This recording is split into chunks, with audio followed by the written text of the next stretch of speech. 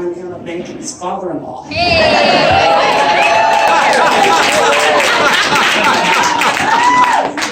Okay, so quick little information. Toph. Where does that come from? The person responsible for that is in the room. My sister Jane. Right here. I'm going to tell you the story in a minute about how Christopher was born and what that was like that day.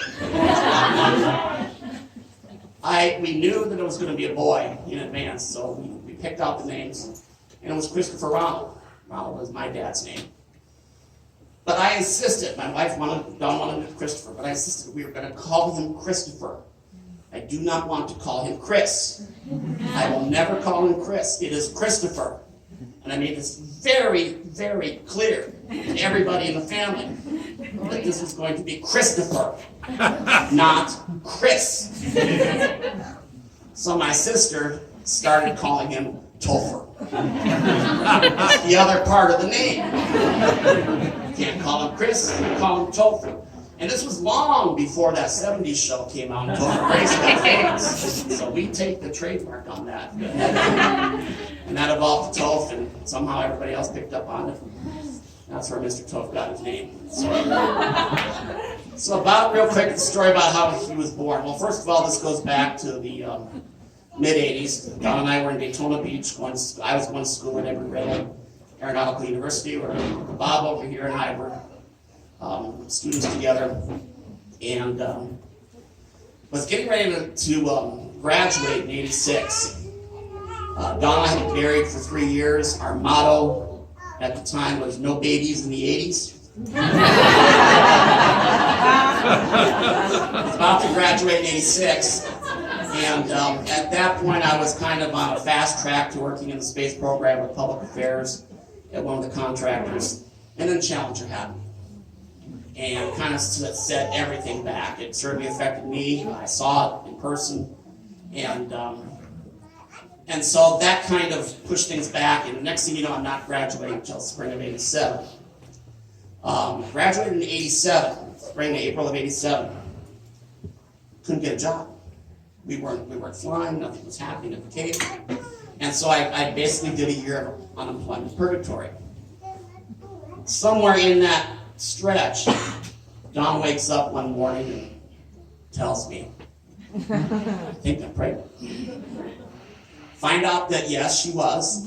First thing we went and did was to go out to a theater that night and watch Baby Boom with Diane Keaton. Diane hates us. And so then we waited, and then I kept trying to get a job, and she's getting more pregnant and more. Well, I guess pregnant is a binary thing, and she was more further along. And I still don't have a job. She's working at Wendy's as a manager, and okay pay, but we're expecting a new child, and it's time for me to start my career. I have a degree in aviation business, and I had learned how to run an airline into the ground.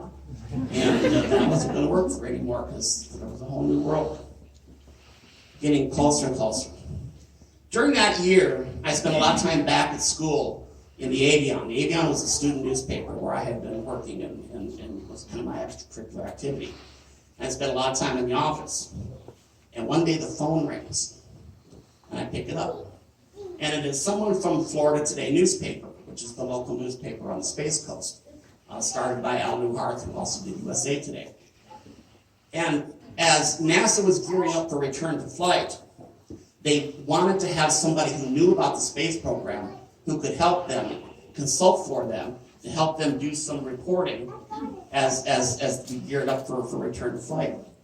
And they were looking for this guy named Jim Banky. And it's me. So, wound up doing an interview with the Metro editor, Sue Spence. We did a great interview. We then met the publisher, we met the executive editor, she toured me around, everybody was also happy to see me, had heard about me, blah, blah, blah, impressed, blah, blah, blah. And I said, that's great, we're about to have a baby, this is very exciting, I hope this all works out. And Sue says, yes, absolutely, I think everything's going to be just fine, we'll give you a call. Great, I'm all excited. Dawn's like 9 months pregnant. Well, months and 2 weeks. A week goes by, we didn't hear anything.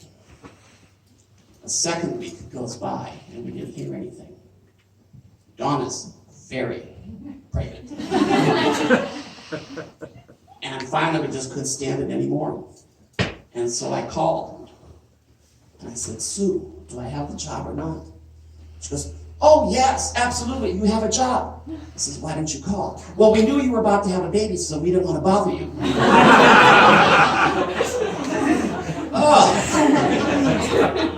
The next morning, Dawn well, actually, she woke up first. I woke up a little bit later. And she goes, it's time. And it literally was the next day. It was like this burden, this stress, it just vanished. And like the baby was like, it was time to come. And Christopher was born. We went rushing to it. It is so wonderful. All three of my boys, as a kid growing up, loving the space program, to have children born at Cape Canaveral Hospital in Cocoa Beach. It was just so cool. It's like Tony Nelson was right in the lobby. And so the baby was born, I started the job, and it became a full-time career. So now 30 years later, I'm still working in the space program. The thing that was neat about it was that it really teaches you how God will provide. That there are these moments when you just think that all is lost, and bam, it happens, and the next day your life changes. You know, I've been laid off a couple of times because of contracts ending, and bam, literally the next day somebody calls and says, hey, we got something for you. And so, you know, Christopher and Anna, God's going to provide for you. All right, so here we are 30 years later. The last of my 3 children are finally married.